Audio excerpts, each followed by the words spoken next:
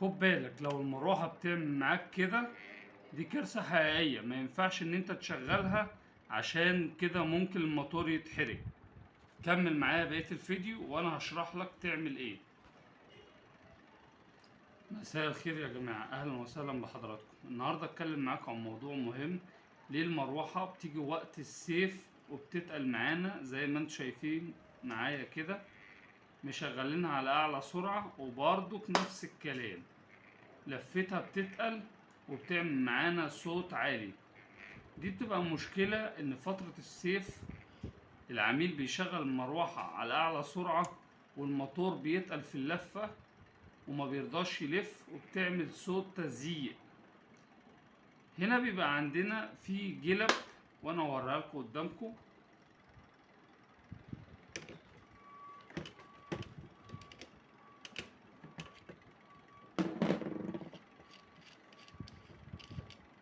بتبقى موجودة داخل الموتور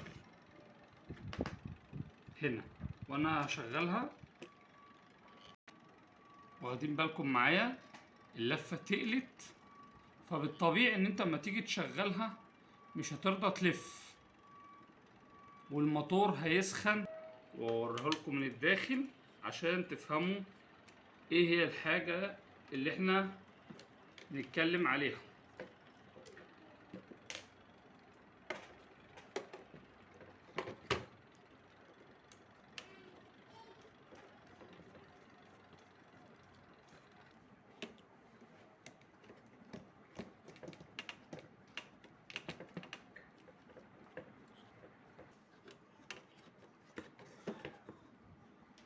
احنا كده فكيناه واوريه لكم من الداخل.